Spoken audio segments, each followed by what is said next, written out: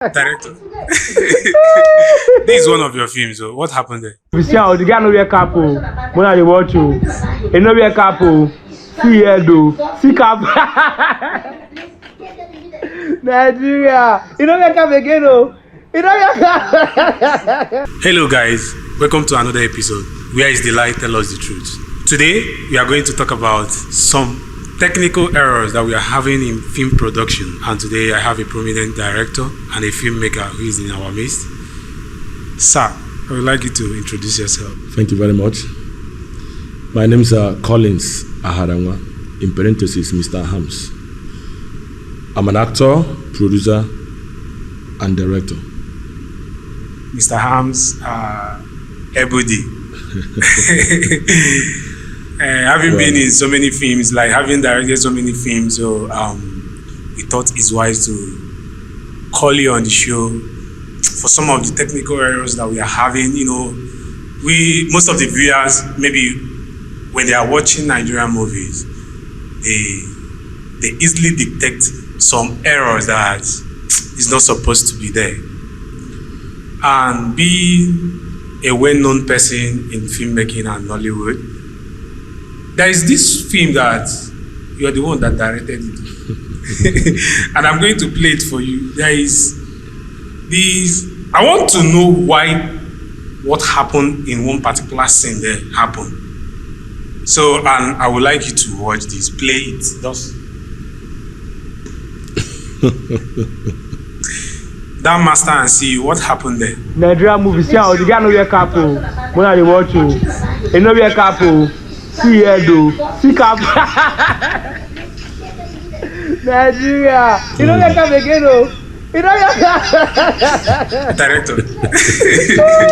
This is one of your films. So what happened there? Well, before I proceed, reacting to this, yeah, I will first of all say thank you for finding me worthy to be on this show today. Then, at first, when you were talking about a movie directed by me and all that, okay, you said one of my films in your language, in your word. So when you said that, at first I misunderstood you. I was thinking you meant a movie directed by me, as in one of the jobs I directed. But having played this now, I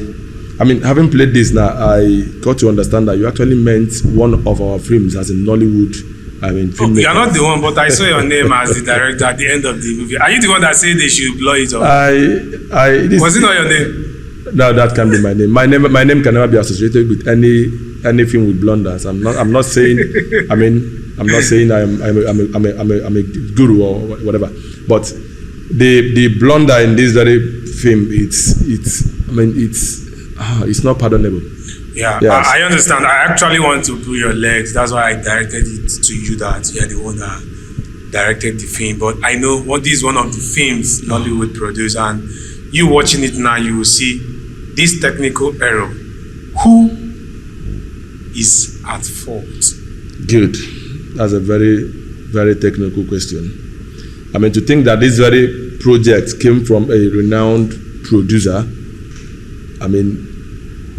and director, and to have veteran actors inside. Even in the scene where this very blunder happened, we have Osita, iheme, Chinedu, ikedieze. You have Lizzy in the same scene. If we are to evaluate this very scene, financially, that scene is worth millions of naira. Are you getting me? So I don't know if someone can cough out millions of naira to do a movie, pay artists, pay them millions, pay every person millions and all that. Yeah. Then now to do that little thing that is required of you to complete the job as a professional, so many of them shy away from it. Movie making starts from pre-production to post. And the post, what ends the post is that when the editor finishes his cutting and everything, there is need for the director to come to the studio and do what is called clean up in our literal language, clean up, whereby the director will do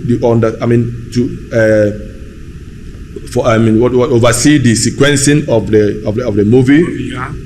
and at the same time do the cleanup. That is where he has to check if the things he shot are the same things the editor edited, because sometimes you make corrections on set, even though the continuity will inform the editor, use this line corrections and all that. Some of the editors are so lazy that they don't even play the clips. They don't play the entire clips to the end. Yeah. Once they don't want it easy. So it is when you come for your cleanup that you now know if those corrections you made were actually accommodated in the film. So taking this very, very blunder as a case study. Yeah. Assuming the owner of this job worked well with her director, because I think the film was produced by a lady. You understand? Are you saying the okay? You're just making your assumption. I'm not assuming this. That's a popular this blunder trended on social media. Understand? And other blunders that have been happening. This particular one was on social media, so everyone saw it. Even as I was playing it, you could hear from. In the background, someone was saying, "Look at Nollywood and all those things." Someone was making mockery of Nollywood because of this blunder. Yes, of course. You understand? And I'm sure the owner of this film must have seen that. The artist on the set must have seen it. But there are some things you cannot correct anymore. It has gone out. If I were the producer, the executive producer, that's the owner of the film. Yeah. I will pull down the film on YouTube. It's on YouTube already. I pull down and correct that scene. It can still be corrected. Now I want to ask, was he actually, if you are going to tag this mistake now that we just played, Yes. who is to be blamed? Like, who is to be blamed for this final? Because for me, the effect of post-production was not efficient in this particular movie now. So who is to be blamed? Okay, from my analysis, every concerned department have their own share of the blame, because there's no smoke without fire. Okay. If the other department had played their roles very well, there wouldn't have been any need for this blunder in the end. Are you getting me? Now, what are these departments? On set, there is a continuity who is supposed to ensure that everything is in order. Yeah. Maybe when they shot the master of this scene, something must have happened that it now took time for them to restore maybe some technical errors. Maybe they ran out of fuel, they had to go buy fuel and all that. So by the time they come back, there was time lapse. Some other people must have forgotten their positions and all that. It is the duty of the continuity to ensure that whatever happened while they were shooting the master is recorded. These days, they will now have a means of making it easy by them using phone to record while it's ongoing. So the continuity will like ask them to hold on, please. Let me replay from beginning to end and know exactly what happened there. Even when they are trying to intimidate you, insist. Are you getting me? Now, whereby the continuity did not do this, now the DOPs, that's the cinematographers. Yeah. Now, the cinematographers, you have these things on camera. You recorded these things. You are the one playback, because you know that this head, nobody is a computer. Are you getting me? And they all have different things to think about. You can't just ask the artists on set to start thinking about how the position they were in when you shot your master, because they didn't. That's why there is division of labor in production. Because they were not the ones that asked you not to provide enough fuel that will make. I'm just assuming. Yeah. Something must have happened that led to them delaying before taking the CUs. Understand? Now, then the DOPs play back. Look at some point he removed the cap and he wore the cap from this, and that is it. But they didn't do all these things. The continuity didn't do that. The cinematographers didn't do that. Now the director as well. As the director, you direct every department. You are the head of everything. So what you must have directed the costuming of that scene. Yeah. For this man to be standing making a call, and he's not putting on his cap, whilst his brother or his colleague or the brother was putting on his cap, sitting down. There must have been a reason for him not to be putting on his cap. If, for instance, they shot the CU first, You as a director, you should know why the cap was not on his head. Are you getting me? So when you're not doing the master and he's not putting on the cap, if you knew why the cap was not there in the you should be able to detect that. Yeah, no, this cap should not be there. Remove it. Now, coming to the side of editor, when watching that, some people would direct it to the editor making such a blunder.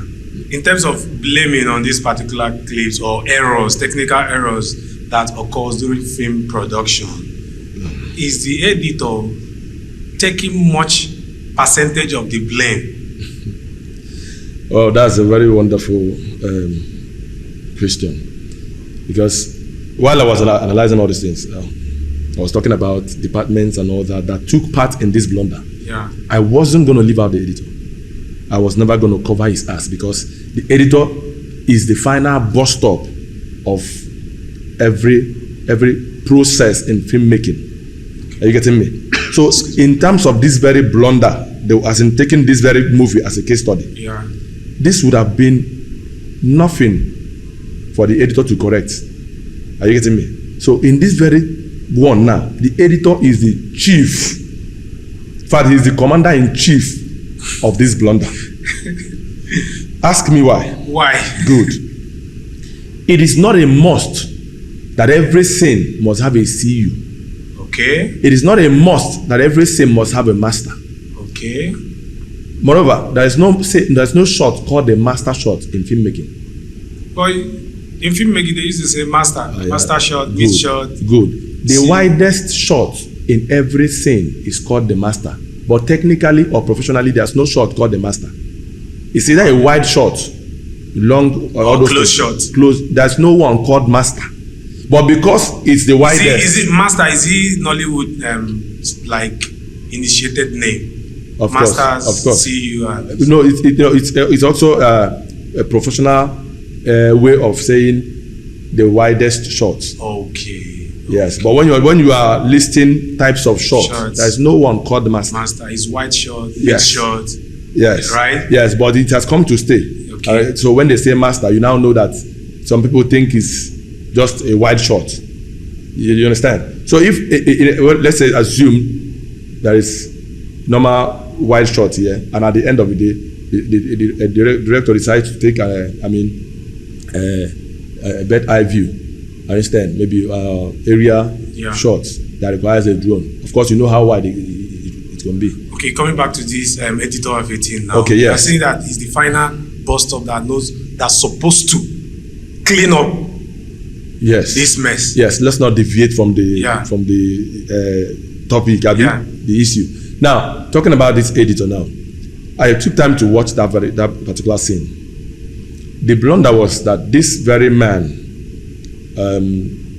Osita iheme per se, did not have his red cap on his head while on the close-up shot. Yeah.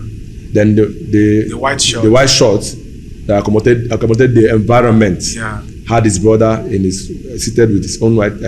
Now, the scene was not that wide. I mean, the shot was not that wide that you could not see his face. Osita making that call. So you are saying just a living it's room. not a must to have CU master at It's not a must. It's not. There's no law that stated it that in every scene all these shots must be accommodated. Okay. So when you encounter such blunder, it is your duty as the editor to correct it. Nobody will come and question you tomorrow. Why I didn't see the CU of this very person. Even if anyone decides to ask, maybe the director, maybe there was a particular line used there, and he decides to ask you, I didn't see this particular line, you now tell him that there was a continuity loss.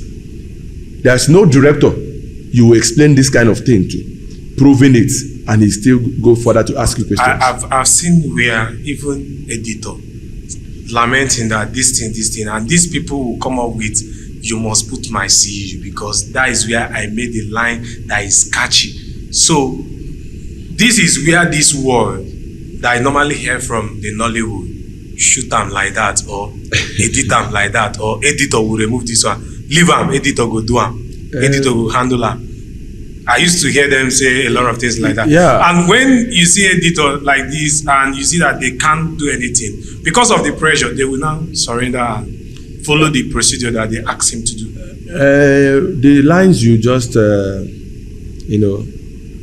I say, recited has become, it has become a slogan. Shoot them like that. Shoot them like that. Now your film. All those kinds. It has become a slogan. And after shooting it like that, you want the editor to do magic. Yes, we now use it to catch crews while on set nowadays. You understand? So I'm not going to say they are not familiar words to me. Yeah. You've been hearing things like that, but that is not in this very particular blunder. Okay. There is no rational man. Yeah. Even if the person has never come to, a filmmaking environment before, he ventured into producing. Mm-hmm. There is no rational man that will ask you to use that CU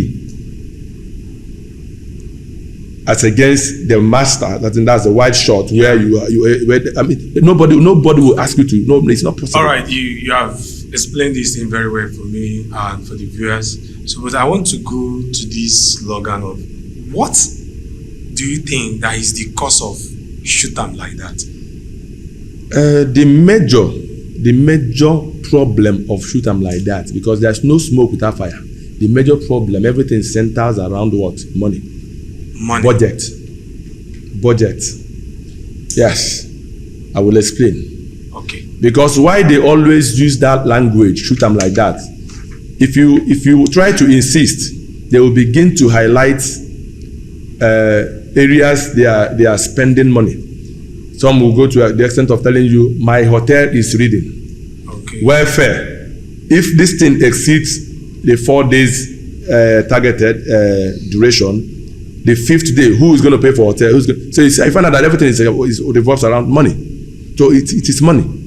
So I don't know why someone who is not financially ready to produce or to shoot a film should embark on. So why do people now agree when you know that this person, the budget that he's bringing is not going to deliver this job properly, and you accept to do it? Along the line, you say shoot them like that, and you people are now tagging it to the individuals that are bringing money to shoot. If you know as a director that this money cannot carry this production, why won't you say at the first stage, I can't do it, than coming out to paint your career as a person that normally say shoot them like that? I don't think I have ever used the word shoot them like that, but it could be directed to me, as in maybe pressure coming from the owner of the job. Okay. Fine. Now I will explain again. Most times, I've been asking why directors compromise at first, then get into the field and you become a different person. Yeah. Now we are in Nigeria. Nigerians will believe that no one tells the truth. If an average Nigerian will always whine you, they can never tell you the thing. But you know go panic. But you know go panic. Of course. When someone comes to you to say, there's this script I want to produce, please, you sit with him or her. I want you to direct it for me. So, first of all, you start from budgeting. What budget can shoot this? You read the script. You give the person the budget. Look at budget. There are so many things you consider. Yeah. You consider the artist. Of course, all the artists, they are not of the same level. Yeah. You consider the artist you involved, the crew, the accommodation, the location. And also unforeseen circumstances. Good. Now, I haven't given this person this budget. Everybody that wants to do a film wants a good film too, even when you have nothing. They will always opt for that very one that is a bit, quality. Very sharp, yeah. Now, you will still tell them a script that was achieved with 4 million can as well be achieved with 2 million. The same script. What's the difference? Technical approach, okay. The artist involved. Okay. Where you had someone like this very film we're talking about now, because this is not our case study. Now, this movie now where you have Aki and Popo, you have Chinedu and Osita, iheme, you have Lizzy inside. I just talked about a particular scene. What's in over $1 million naira, let's say, for instance.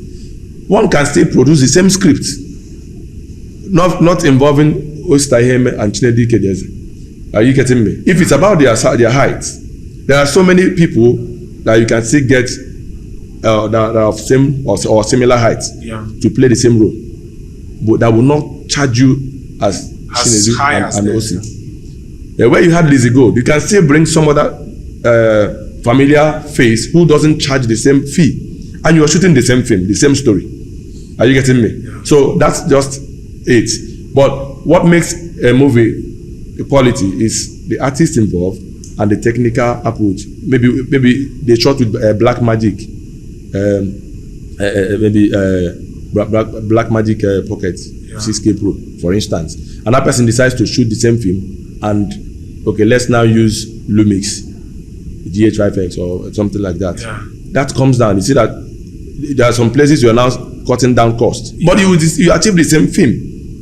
It's not about me. It's not about the type of camera that you use in shooting movie that will make the movie to look wonderful. Yeah. But we are talking about lines and all these technical errors and stuff like that. Yeah. So having said that, and other things, you mentioned that it's money that is the main cause of all these shoots like that. Yes. But sometimes, don't you think that individuals which are giving the tax, even when you give them money, enough money to shoot, maybe because you made mention that we are Nigerians, everybody wants to gain. Like maybe when somebody entrusting you on this production, giving you money to shoot for this film for him or her, and you try to cut cost by reducing some things or cutting out. What is that person cutting? Money. Trying to save money. It is still money. But if he brings out the money, there will be no such thing. Where is the lie? On action,